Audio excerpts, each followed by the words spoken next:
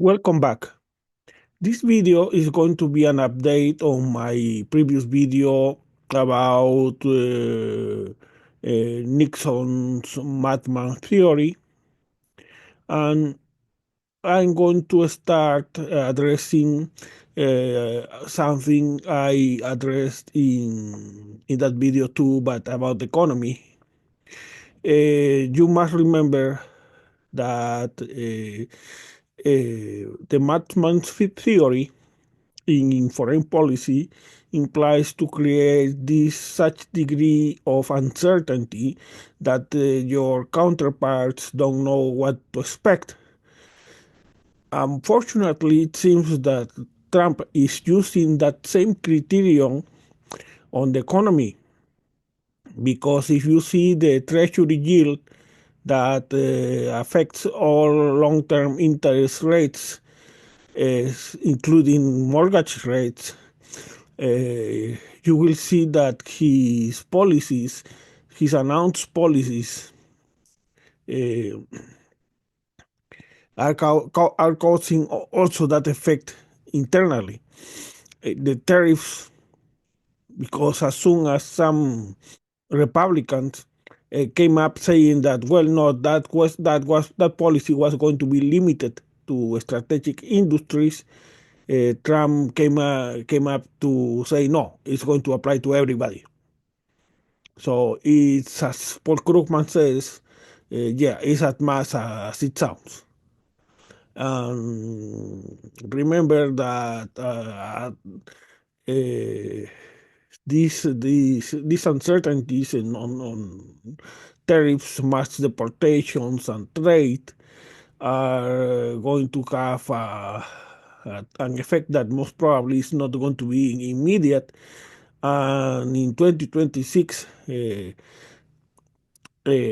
Trump will have another chance to emulate Nixon by replacing Powell in 2026 with a more compliant chair of the Federal Reserve, what implies not just the interest rate, but the information, the management of the information we use to calculate inflation.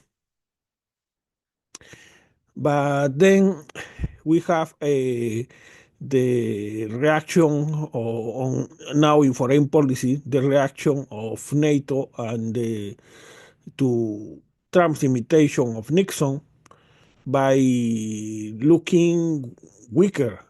That weakness is an invitation for the madman theory, because you NATO present no alternative to that vision. And you don't try to you don't try to counter Trump's bravado with a firm alternative, even though you can see that that approach is not working.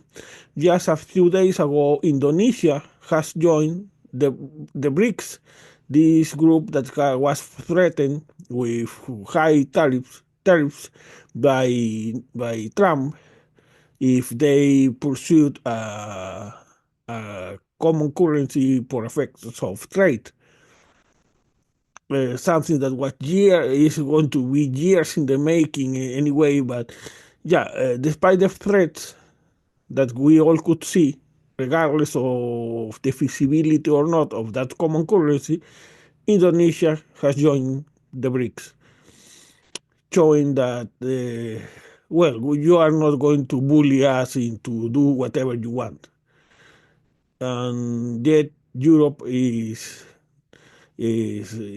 looking weak.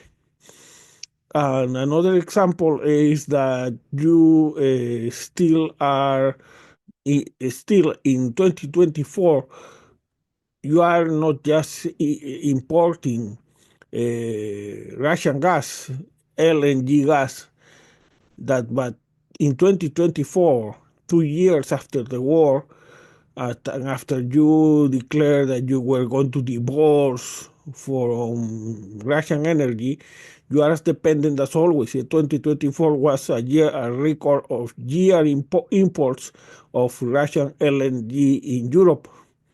Not to mention that to this day we can still find Western part in the weapons used by Putin, and that you have waited until almost 3 years into the war to impose sanctions on Gazprom Bank. Gazprom Bank is not just that huge Russian bank that makes possible the transactions uh, related to the Russian gas and energy, but also the way they pay for all those things that whether in the West or in other markets, they are acquiring to keep moving forward with the war.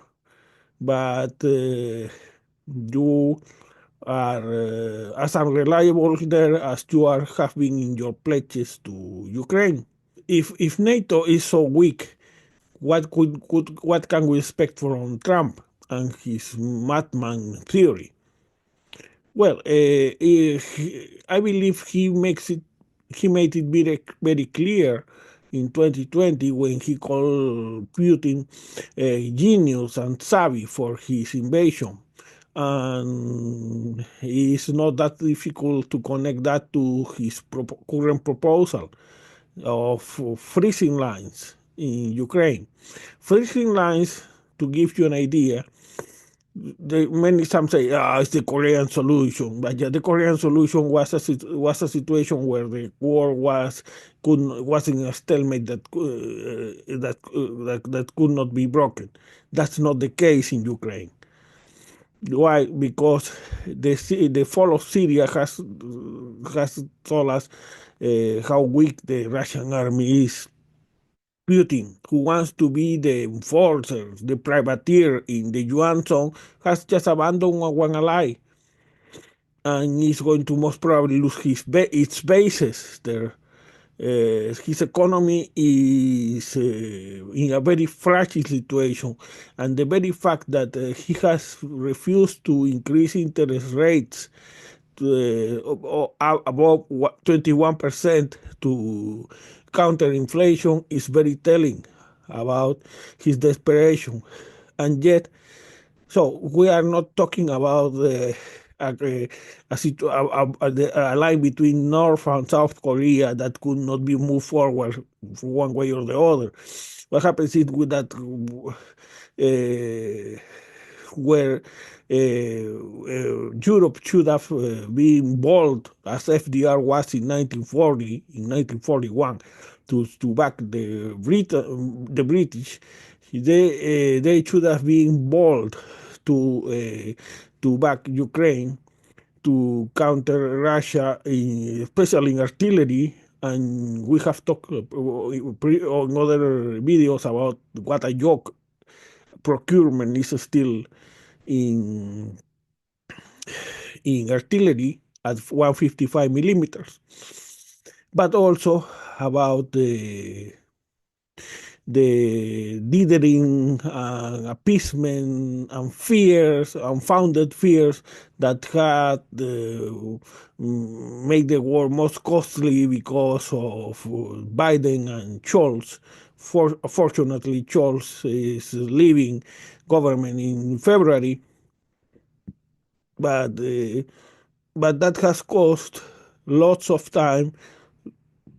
And when we are talking about a small country fighting a bigger country, that makes a difference. So don't tell me that we are in a similar situation, because we are not. Freezing lines would be tantamount to Roosevelt proposing to freeze lines in 1944 instead of launching D-Day. That is that ridiculous. And when information comes in the future, if we do that, we freeze lines, comes in the future that was Russia was in its last throes, and we saved them with that stupid plan, many people will lose the little credibility, and NATO will lose the little credibility it still has. What's more, it's Tusk and Macron are still trying. so inside NATO. But where are you, Starmer? You have made Biden-like declarations about supporting Ukraine, but you need to get behind that. So I know it's a very difficult situation. The reason why the brigade trained by Tusk and Macron all had to resort only to new conscripts that ended up deserting or could not react at the moment of truth is that you need to resort in order to rotate more seasoned soldiers and form new brigades. You need precisely artillery. You need supplies because otherwise you would leave areas undefended. We have addressed that in that Jack Watling's article for Foreign Affairs we commented some time ago. So we are paying, in other words, the ridiculous excuses made by Biden when he excused his inaction on the Republican obstructionism when he stalled excess defense articles that could have allowed him to decommission weapons and send them to Ukraine, especially artillery, in moments where they lost lots of seasoned soldiers that could have precisely been used in that brigade trained by the French. So Macron, please don't suggest the possibility of Macron has been very brave and his vision has been very clear about involving China because the reason why, despite multiple prophecies about the imminent fall of the Russian economy has not been met is that they have a lifeline that are the Chinese, and the Chinese are not going to let Putin fall unless we give them a good reason. And I have addressed that issue before too in the need of having a trade deal because the excess capacity the Xi Jinping has dedicated to sports is not going to disappear in thin air. And if we let Xi Jinping continue that path, there will be for China only two options. One is Xi Jinping falling on his knees and cry as the communist Chinese, as the Chinese Communist Party breaks into pieces in a sea of protests. That's not going to happen. They remember that they are the second economy. They can back a long-term effort in war. Russia is not the second economy. So that's what makes the scenario, the worst case scenario is not war with Russia because they have nukes. I have addressed that in other video because if Putin uses nukes, then where is he going to go? China is not going to welcome Putin because of its project in the global south. China is not going to welcome back Putin if he uses nuclear weapons. So Putin thinks not like a sociopath, not like Hitler in 1945. He thinks more like a mafia boss, like a psychopath. He will not we going to fall in flames for the glory of no. He will not use nuclear weapons.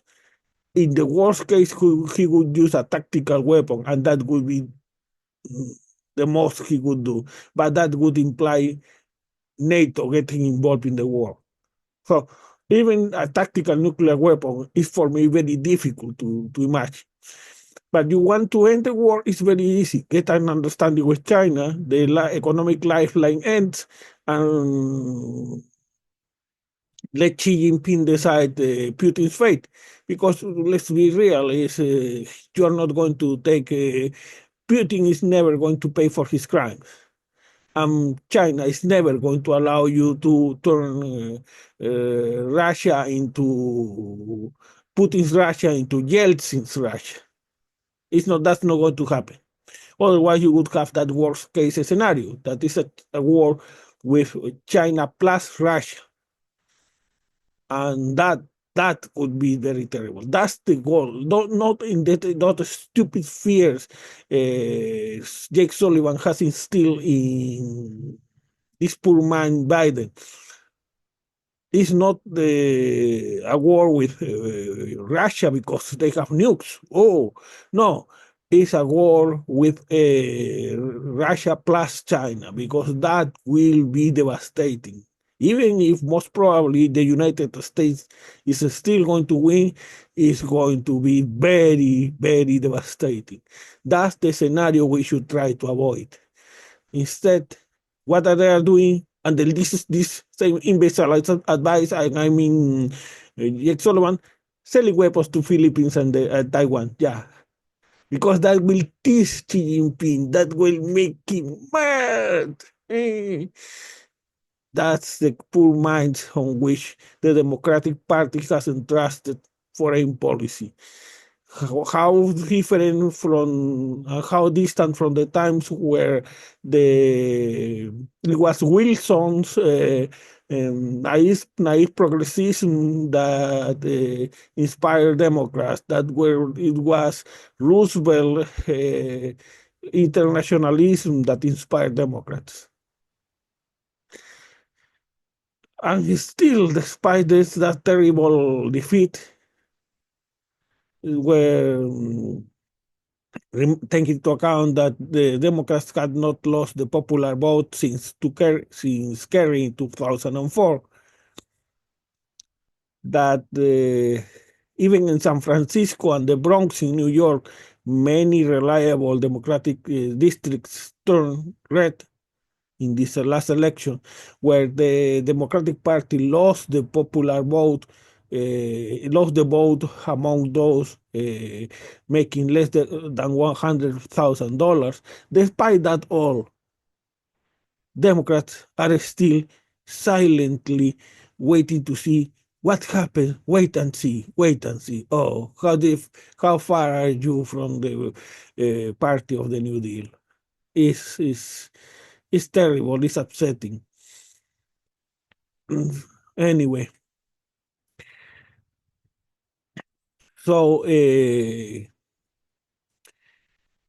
have mentioned a couple of minutes ago the excess capacity in China, and and the consequences of that are important not just for China but also for us, because if you want to assess the misery of the Democratic Party on foreign policy at this moment, take into account that Axios not long ago reported about a discussion between Biden and Sullivan, in which Sullivan was proposing to use nukes because Iran is trying to get the bomb. So we screw up royally, olympically, saving Netanyahu politically at the price of the nuclear deal we had to revive. That Biden himself had declared he wanted to revive when he was inaugurated. And what's our solution? What was you expecting, Jake Sullivan? that after all Netanyahu have been doing to corner them, to corner the Ayatollah, to destroy, because the Pezeskian moderation is destroyed. There is no way we can revive that. That what they are going to also be in that fictional scenario in which the Ayatollahs fall on their knees, cries, and see the revolutionary Islamic Shia regime fall apart. That's what you were thinking, as if this were an 80s action movie? How ridiculous is that?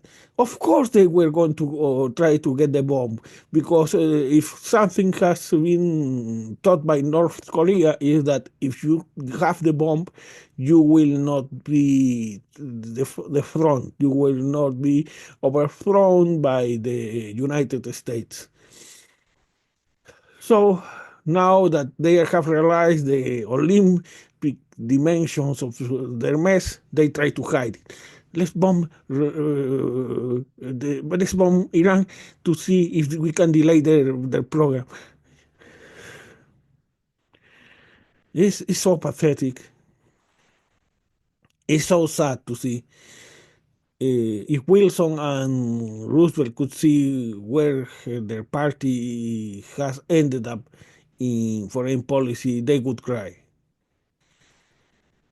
And what we should be doing is precisely trying to get the nuclear deal with the part Obama couldn't get, that is the role of Iran with respect to their proxies like Hezbollah and Hamas. You might say, oh, but Netanyahu is destroying them.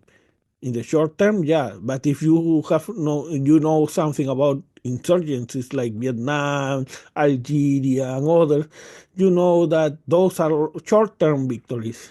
In the long term, they don't work. You have, even you can say that the Galan was a butcher that didn't mind much about the number of casualties among the Palestinians, but at least he got clear that this needed a political solution. You had to downgrade the guerrilla capabilities Hamas had, but once you had downgraded it, it was not the military's job anymore. It was a matter of getting a political solution, and he himself at some point backed Olmert's solution. That implied basically that in a multinational army occupying Palestine while we rebuild a government, a modern government that will not be bullied as the Palestinian Authority was by Likud, and that was not a symbol of corruption. That was the reason why Fatah lost elections in 2006. And you see we cannot trust Trump, we cannot trust NATO, we cannot trust the Democrats. Can we trust media? My question is, how much coverage have you seen about the Olmer plan? Or in other words, after all the death and destruction, unnecessary death and destruction caused by Netanyahu in Palestine, what is the Arab country that is going to occupy Gaza now? The Egyptians? Who? Because all that rage right now seeks for peace. But once the dust of war has settled, they will want revenge. That's why a case that I had proposed, not just me, of course, it was the 1998 Good Friday deal.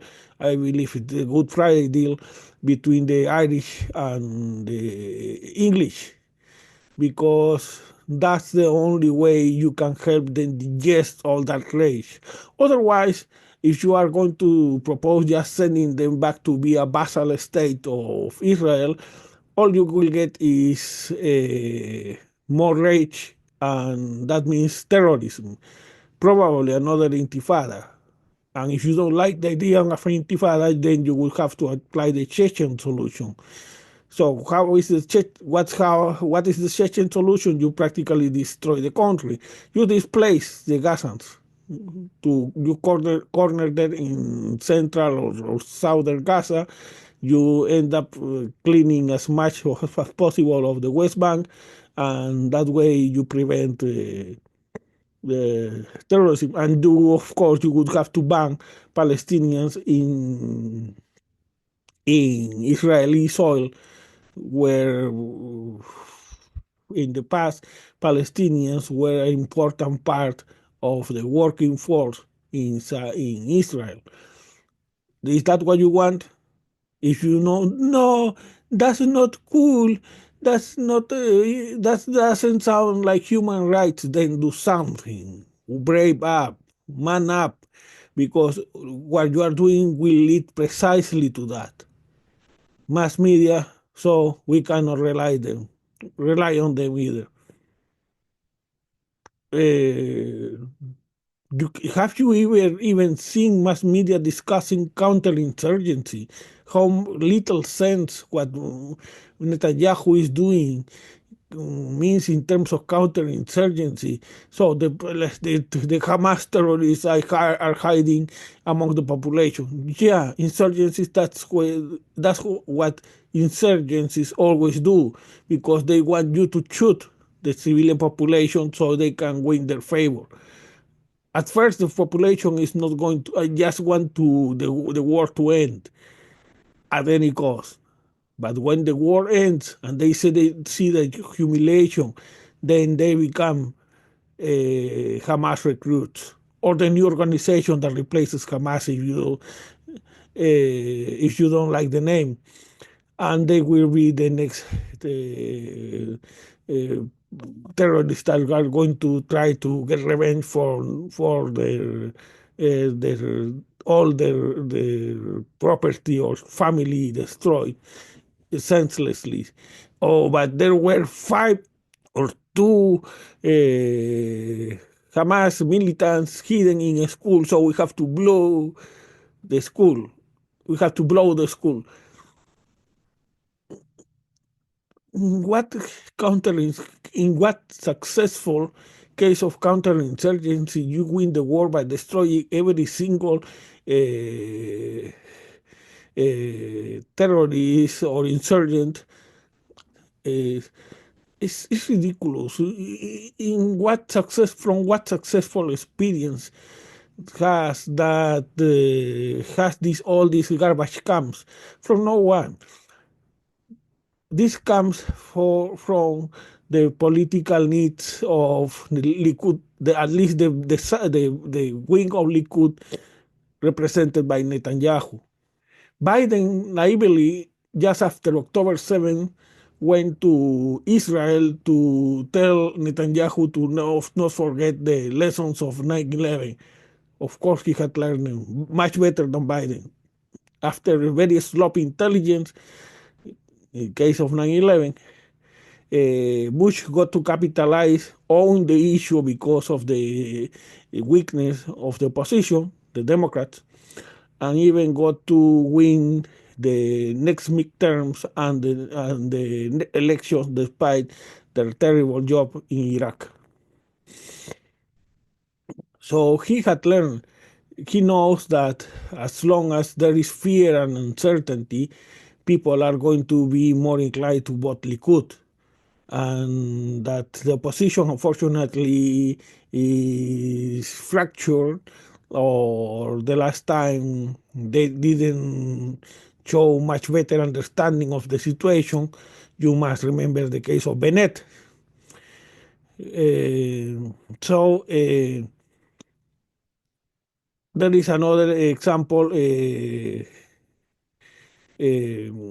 on which the mass media is not even asking the right questions.